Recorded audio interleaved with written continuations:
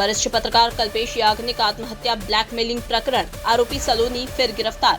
याग्निक आत्महत्या ब्लैकमेलिंग प्रकरण में दिलवाई प्रतिबंधित जमानतदार केदार डाबी से जमानत।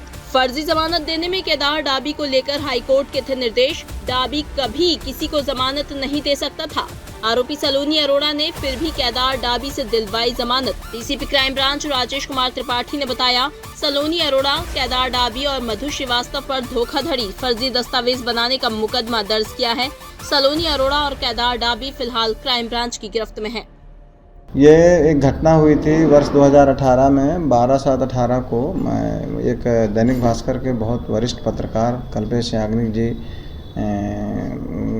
की आत्महत्या की घटना हुई थी, जिसमें सलोनी अरोड़ा उसमें मुलजिम बनाई गई थी और ब्लैकमेलिंग का ये केस दर्ज हुआ था MIG थाने में।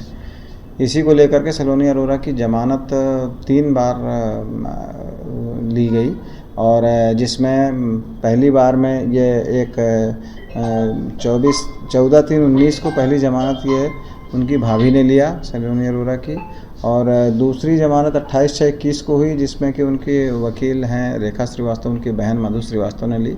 और इसके बाद तीसरे में 3/1/24 को केदार डाबी ने सलोनी अरोड़ा की जमानत ली है। अब इसमें मुख्य बात यह है कि केदार डाबी ऑलरेडी वर्ष 2022 में एक क्राइम थाने में एक अपराध पंजीबद्ध हुआ था, जिसमें फर्जी जमानतदार का जो केस था उसमें केदार डाबी मुलजिम थे। और हाई कोर्ट ने इनकी जमानत लेते समय ये निर्देश भी दिए थे कि ये कभी दोबारा कोई जमानत नहीं लेंगे, क्योंकि इन्होंने फर्जी जमानत ली है। परंतु उस बात का उल्लंघन करते हुए इन्होंने पुनः 2024 में सलोनी अरोड़ा की जो जमानत ली है वो पूरी तरह से अवैध है और फर्जी कागज़ तैयार करा करके और उसकी ज़मानत ली है। जब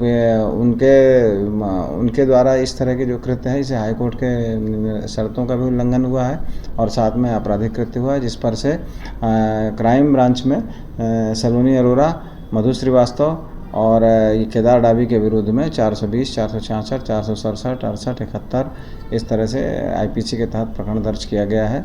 और अभी इसमें केदार डाबी को इसमें उठा लिया गया है और सलोनी अरोड़ा भी पुलिस हिरासत में है, जिनकी गिरफ्तारी की जा करके और पुलिस रिमांड लिया जा करके उनसे पूछताछ की जा रही है। को अभी मंदसौर के पास से उठाया गया है और उनसे पुलिस हिरासत में लेकर के उनसे पूछताछ की जा रही है। पूछताछ के उपरांत प्रथम दृष्टया दोषी पाए जाने पर उनकी इस प्रकरण में गिरफ्तारी की जा रही है और गिरफ्तारी के बाद पुलिस रिमांड लिया जाकर पुनः पूछताछ की जाएगी।